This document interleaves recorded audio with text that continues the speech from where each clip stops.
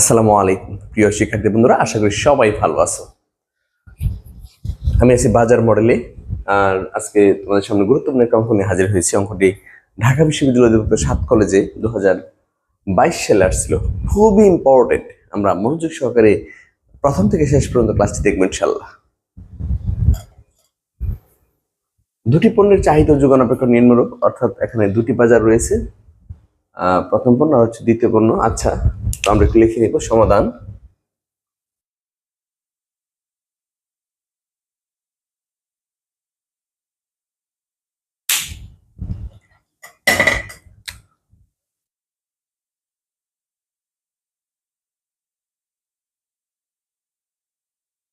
দেওয়া আছে, আমি একটা অঙ্কটা করে নিই।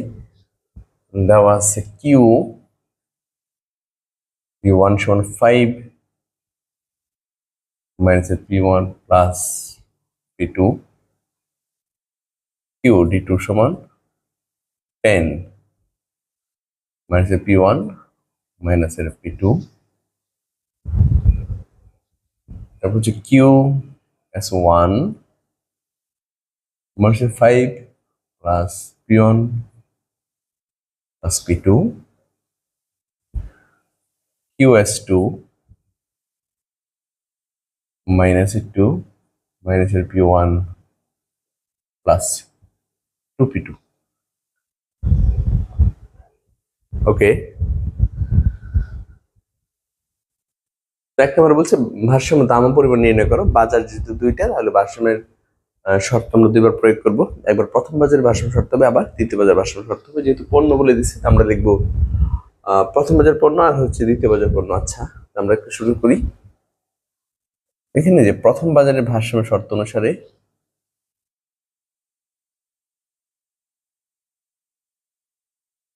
প্রথম বাজারের ভারসাম্যের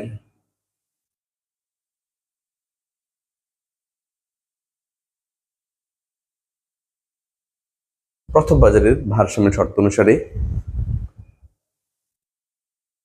QD1 সমান QS1, অর্থাৎ প্রথম বাজার চাহিদা সমীকরণ সমান প্রথম বাজার যোগান সমীকরণ। প্রথম বাজার চাহিদা অপেক্ষক সমান প্রথম বাজারের যোগান অপেক্ষক।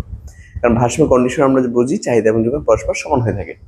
তাহলে প্রথম বাজার ভারসাম্য শর্ত হচ্ছে প্রথম বাজার চাহিদা অপেক্ষক সমান প্রথম বাজারের যোগান অপেক্ষক। অতএব QD1 হচ্ছে 5 minus p1 plus p2, QS1 হচ্ছে minus 5 plus p1 plus p2। ওকে, তো আমরা চলকগুলো বাম পাশে নিয়ে আসবো, অর্থাৎ পি গুলোকে বাম পাশে নিয়ে আসবো। তাহলে মাইনাস p1 প্লাস p2, আর এখান থেকে যদি আসি, এখান থেকে আসতে এই p1টা হচ্ছে প্লাসের, বাম পাশে অবশ্যই মাইনাস হবে। এই p2টা প্লাসের, বাম পাশে অবশ্যই মাইনাসের হবে। আর এখানে হচ্ছে মাইনাসের 5, আর এই 5 হচ্ছে প্লাসের, ডান পাশে গেলে মাইনাসের 5 হবে। ওকে, তাহলে p1 না সরি p1 কাটা যাবে না, p2টা কাটা যাবে। এই p2 প্লাসের, এই p2 মাইনাসের বাতিল। এখানে একটা পিয়ন, এখানে একটা পিয়ন, তাহলে টোটাল মাইনাসের দুইটা পিয়ন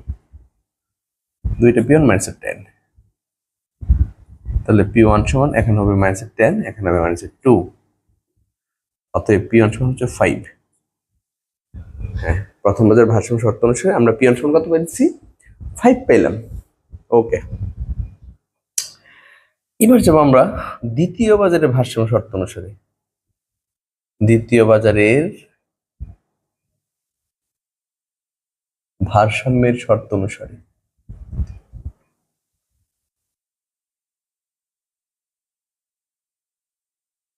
দ্বিতীয় বাজারের ভারসাম্য শর্ত অনুসারে QD2 সমান QS2, অর্থাৎ দ্বিতীয় বাজারের চাহিদা অপেক্ষক সমান দ্বিতীয় বাজারের যোগান অপেক্ষক। তাহলে অতএব QDT হচ্ছে 10 minus p1 minus p2, QS2 হচ্ছে minus 2 minus p1 plus 2p2। ব্যাস,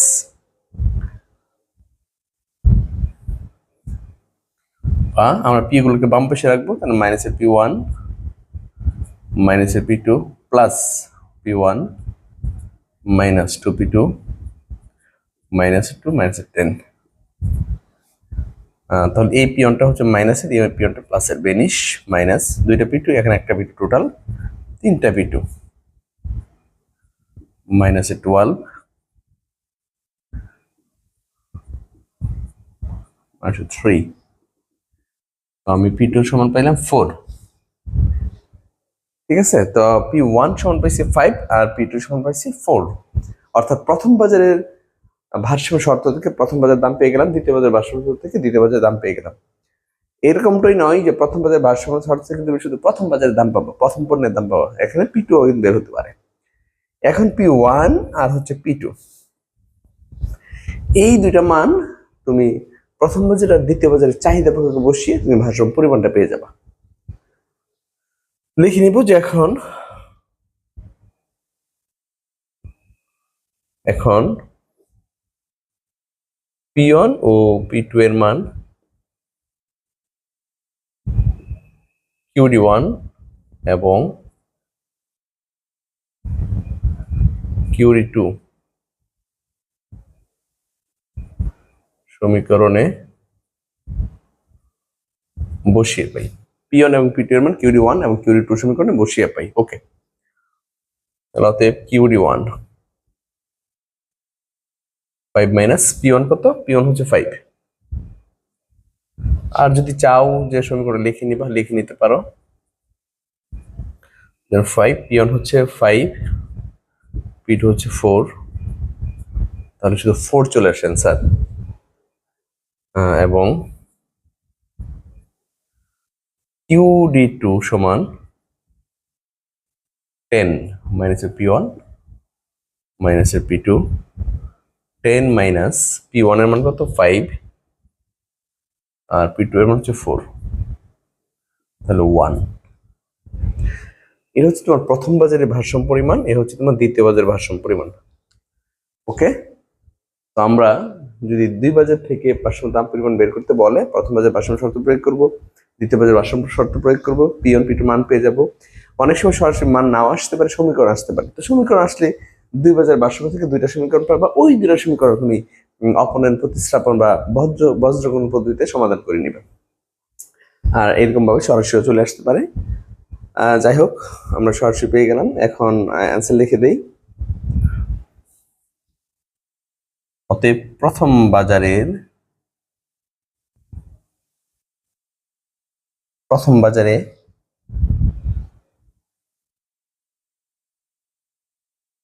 প্রথম বাজারের ভারসাম্য দাম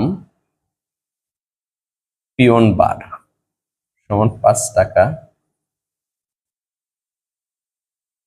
প্রথম বাজারের ভারসাম্য পরিমাণ কিউ দেওয়া আছে, তাহলে কিউ ওয়ান বার, ভারসাম্য যদি বার হয়। প্রথম বাজারের ভারসাম্য পরিমাণটা হচ্ছে এখানে 4 একক পাইছি, 4 একক।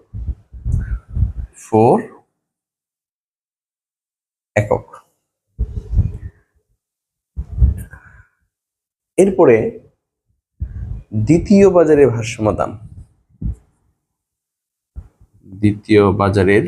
ভারসাম্য দাম পি টু বার 4 টাকা।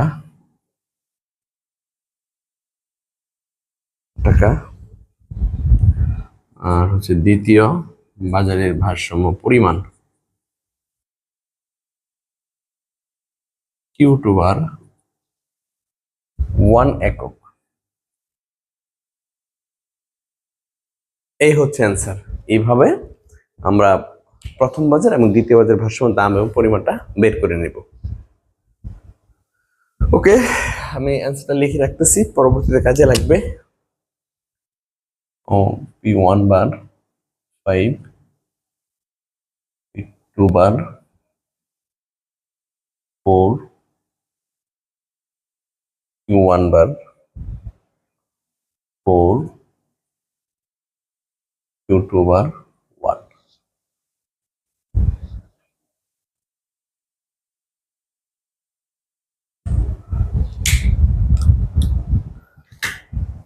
ওকে, এরপরে দেখো কি বলছে 2 নাম্বার। যদি প্রথম দ্রব্যের বিক্রেতার উপর 10% কর আরোপ করা হয়, হ্যাঁ, দ্রব্যের উপর বা বিক্রেতার উপর করা হলে সেটা হচ্ছে বিক্রয় কর বোঝানো হয়। আর বিক্রয় করের সাথে সম্পর্কযুক্ত হচ্ছে যোগান অপেক্ষক। তাহলে প্রথম দ্রব্যের বিক্রেতার উপর যেহেতু কর পড়ছে, তাহলে যোগান অপেক্ষক পরিবর্তন হবে। কোন অপেক্ষক? যোগান অপেক্ষক পরিবর্তন হবে। আর যদি ক্রেতার উপর প্রভাব করে আমরা জানি, তাহলে চাহিদা অপেক্ষক পরিবর্তন হয়। তো যেহেতু বলছে প্রথম দ্রব্যের বিক্রেতার উপর, তাহলে পরিবর্তন হবে কোন যোগান অপেক্ষক? তোমরা কিন্তু একটা ভুল করো না, সেটা হচ্ছে প্রথম বাজারের করার পর হলে বা প্রথম দ্রব্যের করার পর হলে তোমরা শুধুমাত্র QS1 পরিবর্তন করবা, এরকমটা না। বিক্রয় করার প্রসেস যোগান অপেক্ষক পরিবর্তন হবে। কোনটা হবে সেটা নির্ভর করবে। যদি প্রথম দ্রব্য বলে তাহলে P1 এর উপরে। আমরা দেখে নিব P1টা QS1 এবং QS2 দুইটার কোন অপেক্ষকে রয়েছে। যদি উভয় অপেক্ষকে থাকে এই P1, তাহলে দুই অপেক্ষকে পরিবর্তন হবে। আর যদি QS1 এ থাকে তাহলে শুধু 1টা পরিবর্তন হবে। যদি QS2 তে থাকে শুধু 2টা পরিবর্তন হবে। তার মানে এখানে QS1 QS2 এটা গুরুত্বপূর্ণ না, গুরুত্বপূর্ণ হচ্ছে P1। প্রথম দ্রব্য বললে আমি P1 খুঁজে নেব কোন অপেক্ষক রয়েছে। যেই অপেক্ষক থাকবে ওই অপেক্ষক থেকেই P1 থেকে আমি বাদ দিয়ে দেবো করটা বাদ হয় আমরা জানি। প্রথমটা থাকলে প্রথমটা থেকে বাদ দিব, প্রথমটা P1 থেকে বাদ দিব কর অংশ, দ্বিতীয়টা থাকলে দ্বিতীয়টা P1 থেকে বাদ দিব। আর যে উভয়টাতে থাকে উভয়টা P1 থেকে আমি কর বাদ দিয়ে দিব। ক্লিয়ার? ওকে, 2 নম্বর লিখি।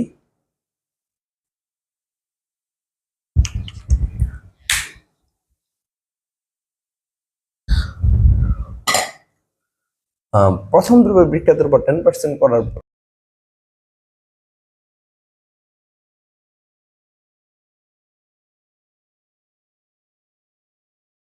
হলে প্রথম দ্রব্যের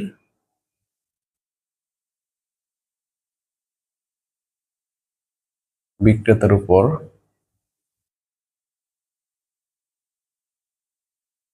10%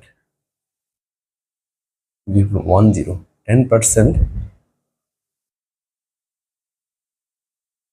কর আরোপ করা হলে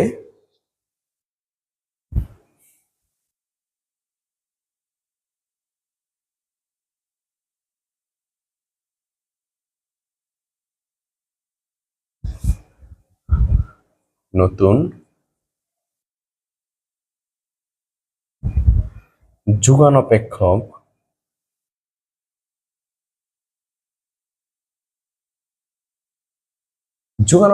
দেখো এখানে পরিবর্তন। যোগান অপেক্ষক দুটোর মধ্যে P1 আছে, তাহলে যোগান অপেক্ষক দ্বয় হবে। নতুন যোগান অপেক্ষক দ্বয় হবে কি হয় দেখো, প্রথম বিক্রেতার উপর 10% করা হলে নতুন যোগান অপেক্ষক দ্বয় হবে। তাহলে আমরা লিখবো এখানে QS1 সমান -5 প্লাস, এখানে দেখো কোনো সহগ নাই, 1 আছে, অন্তর আমরা লিখি না, P1 থেকে বাদ যাবে 10%। তার শতকরা করার ব্যাপারটা আমরা বুঝি, সেটা হচ্ছে মূল্যের এত পার্সেন্ট, অর্থাৎ তুমি যত টাকা বিক্রি করবা তার 10% করে। তার মানে হচ্ছে এখানে 0.10, তুমি সেটা কিসের? মূল্যের। ঠিক আছে, মূল্যের 10%। পার্সেন্টেজ করার হলে সেটা মূল্যের হয়ে থাকে। এই কারণে যত পার্সেন্ট করার পর তার সাথে মূল্যটা চলে আসবে। প্লাস P2 5 প্লাস এখানে একটা পিওন, এখানে 0.10 পিওন, তাহলে থাকে কত? 0.90 পিওন অথবা 9 পিওন। এক কথাই 0.90 বা 9 পিওন এক কথা। দেখো -5 এখানে একটা পিওন আর এখানে 0.10 পিওন। একটা পিওন থেকে 0.10 পিওন চলে গেলে 0.9 পিওন হয় P2। ওকে, আবার হচ্ছে QS2 -2 মাইনাস P1 থেকে বাদ যাবে 10% বলছে, 0.10 বা 1 P1 প্লাস 2 P2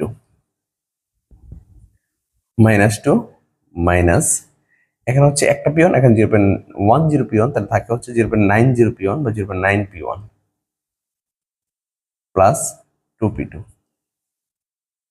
ঠিক আছে, এই হচ্ছে কর পরবর্তী নতুন যোগান।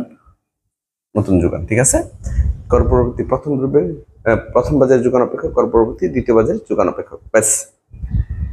এবার আমরা বলছে যে কর পরবর্তী 10% করপ করা হয়, ভারসাম্য মূল্য পরিমাণ নির্ণয় করো, এক্ষেত্রে ভারসাম্যে কি পরিবর্তন হবে? তাহলে আমরা আবার নতুন করে ভারসাম্যের দাম এবং পরিমাণটা বের করে নেব। লিখে নিব যে কর পরবর্তী প্রথম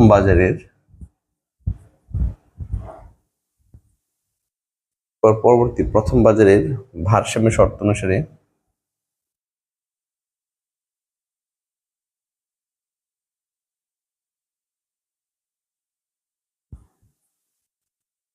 পরবর্তী প্রথম বাজারের ভারসাম্যের শর্ত অনুসারে QD1 সমান QS1T।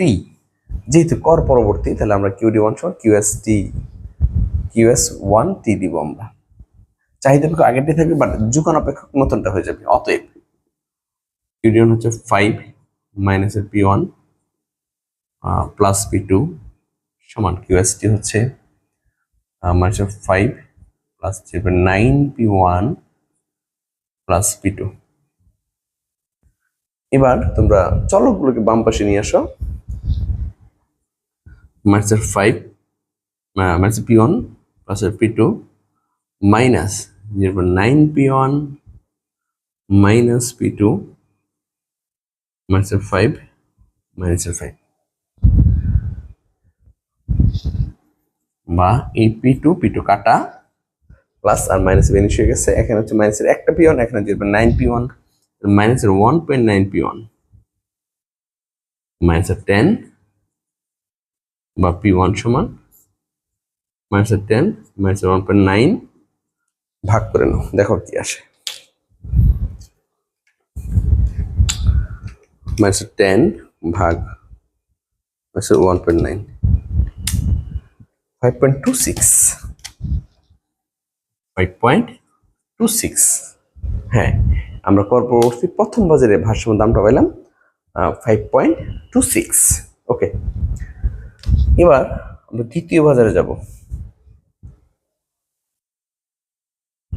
কর পরবর্তী দ্বিতীয় বাজারের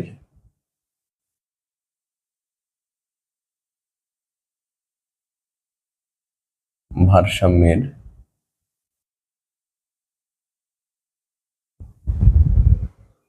শর্ত অনুসারে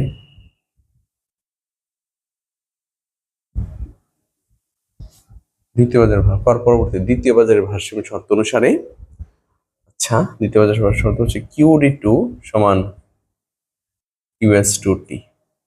অতএব QD2 হচ্ছে 10 মাইনাসের P1 মাইনাসের P2 সমান, আমরা কিন্তু এখানে নতুন যোগান অপেক্ষক বসাবো। কোনটা? এই যে দ্বিতীয় বাজারের নতুন যোগান অপেক্ষক হচ্ছে মাইনাসের 2 মাইনাস 0.9P1 প্লাস 2P2,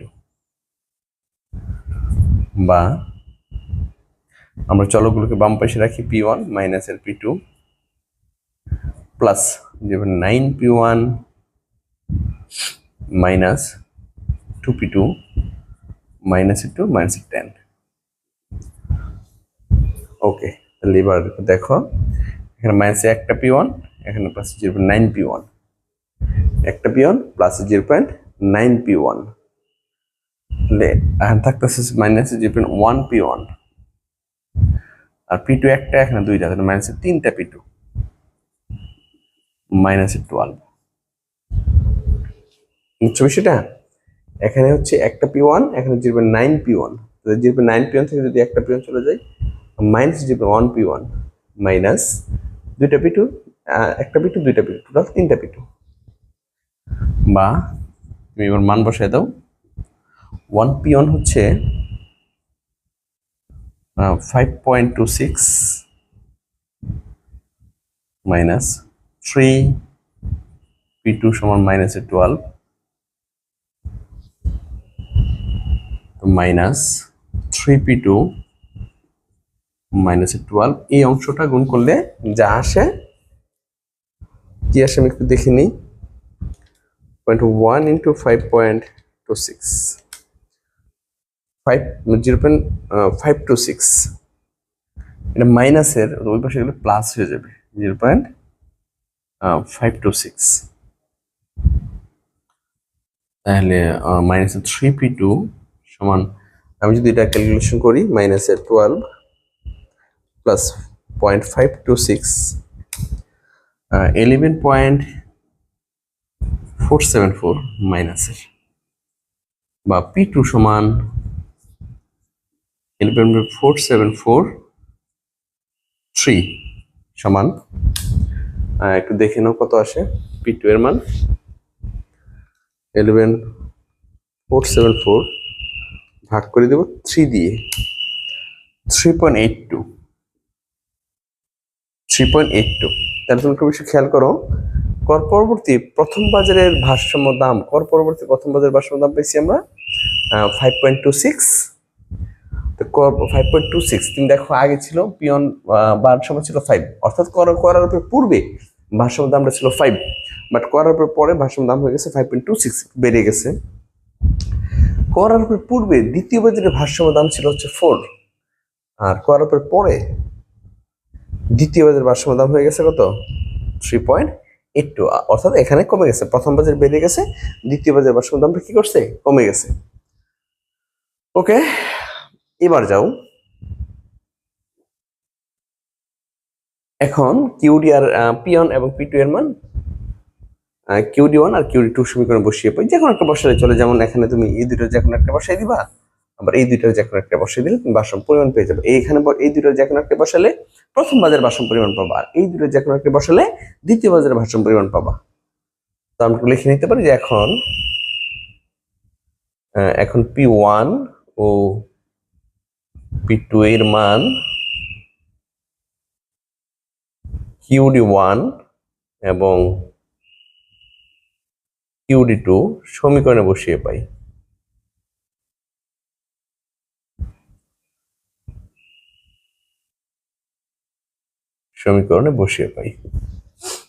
এখন P1 ও P2 এর মান QD1 এবং QD2 সমীকরণে বসিয়ে পাই।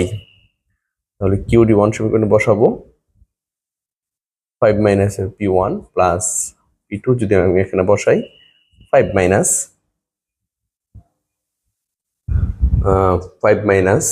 তো P1 এর মান কত পাইছি আমরা এখানে 5.26, আর P2 এর মান হচ্ছে 3.82। তাহলে একদম হিসাব করে দেখো কত আসে, একবার হিসাব করে ফেলো। 5 মাইনাস 5.26 প্লাস 3.82, 3.56 এবং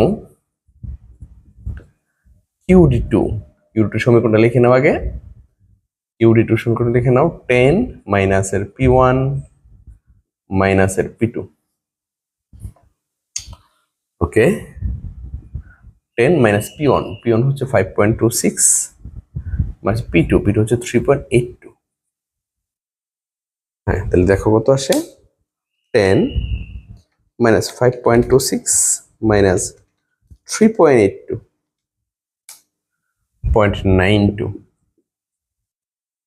0.92। ওকে, তাহলে আমরা এই পাইলাম দ্বিতীয় বাজারের ভারসাম্য পরিমাণ, প্রথম বাজারের ভারসাম্য পরিমাণ, প্রথম বাজারের ভারসাম্য দাম, দ্বিতীয় বাজারের ভারসাম্য দাম, কর পরবর্তী, এই সবগুলো হচ্ছে কর পরবর্তী। তাহলে আমরা এখন একদম লিখে দিতে পারি যে কর পরবর্তী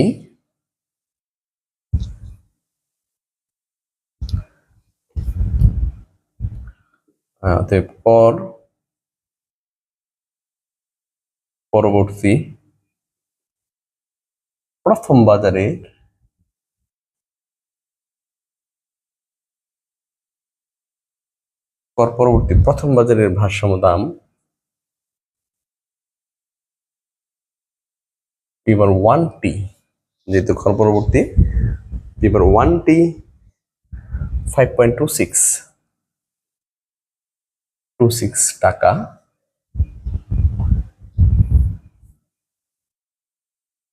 কর পরবর্তী প্রথম বাজারের ভারসাম্য পরিমাণ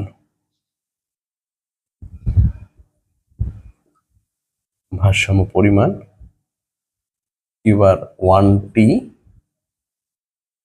প্রথম বাজের ভারসাম্য পরিমাণটা হয়েছে 3.56 একক। 3.56 একক। ওকে, পরবর্তী দ্বিতীয় বাজারের ভারসাম্য দাম P2 বার T সমান দ্বিতীয় বাজারের ভারসাম্য দাম 3.82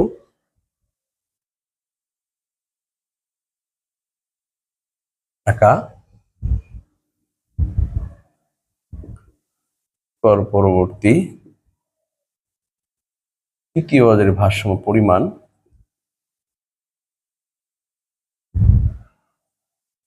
P2 বার T 0.92 একক।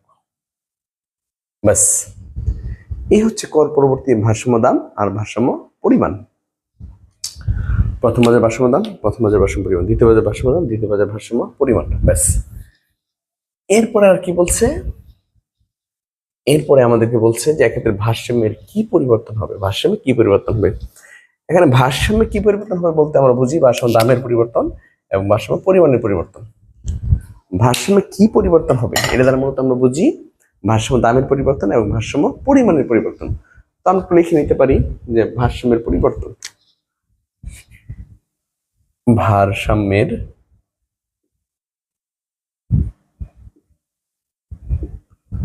পরিবর্তন, আমি কথাটা লিখে নিলাম ভারসাম্যের পরিবর্তন,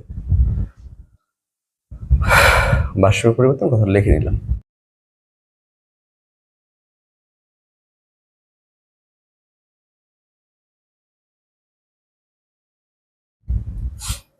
অতএব ভারসাম্য পরিবর্তন ডেল্টা P1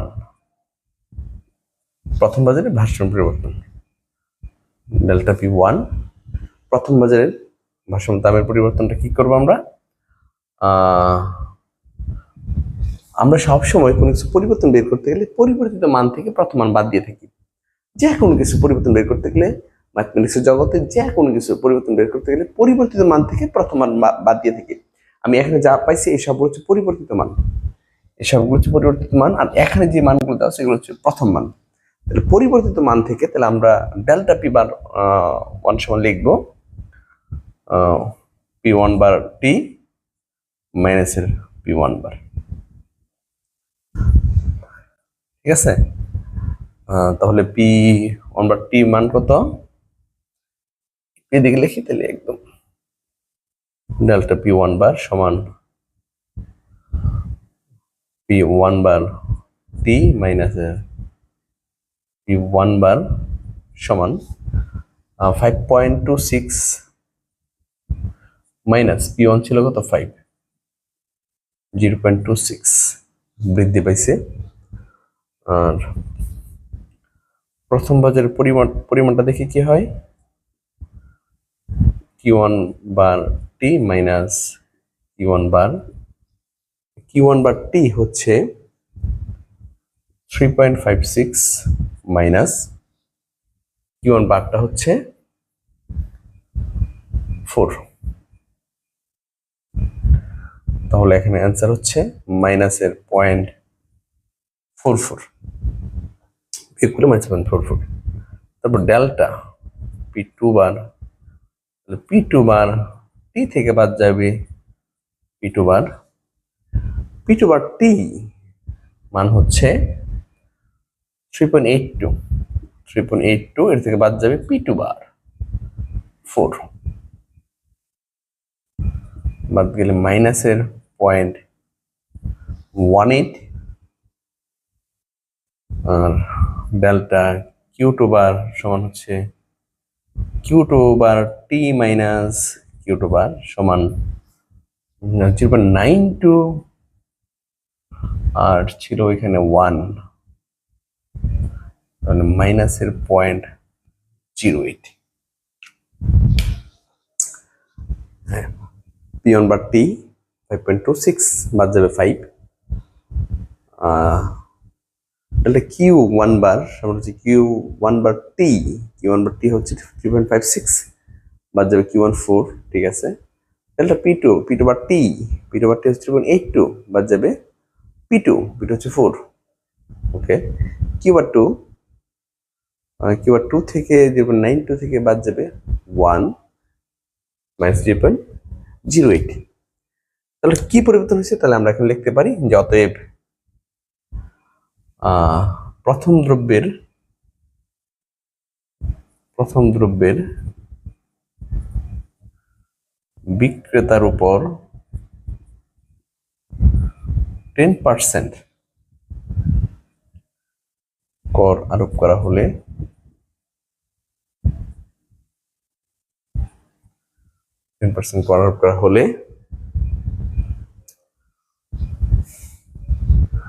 প্রথম বাজারে দাম 26 টাকা বৃদ্ধি পাবে, কিন্তু দ্বিতীয়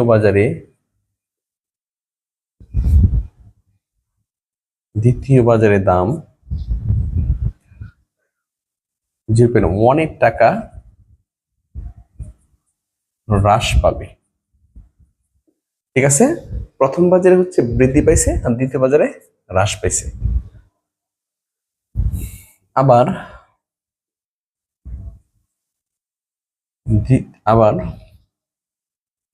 প্রথম দ্রব্যের বিক্রেতার উপর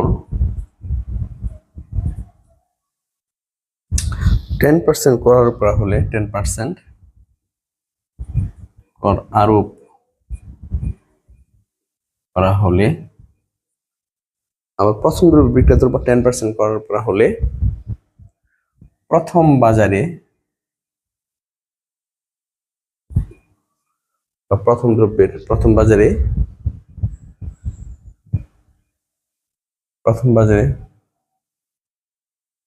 ভারসাম্য পরিমাণ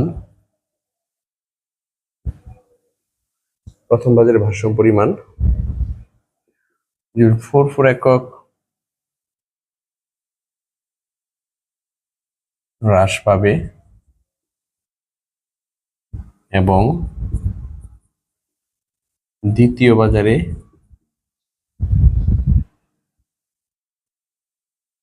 ভারসাম্য পরিমাণ 0.08 একক হ্রাস পাবে। হ্যাঁ, তাকাও, দেখো এখানে মাইনাস আসছে পরিমাণে, এখানে মাইনাস আসছে পরিমাণে, উভয় বাজার কি পাবে? হ্রাস পাবে। ওকে, এইভাবে আমরা এই গুরুত্বপূর্ণ অঙ্কটি কমপ্লিট করে নিব। আশা করি সবাই বুঝতে পেরেছো এবং ক্লাসটি ভালো লেগেছে। আর আমার ক্লাস যদি ভালো লাগে, তুমি তোমার বন্ধু বান্ধব সবাইকে আমার অনলাইন ক্লাসের বিষয়ে শেয়ার করো। ভালো থাকো, সুস্থ থাকো। আসসালামু আলাইকুম।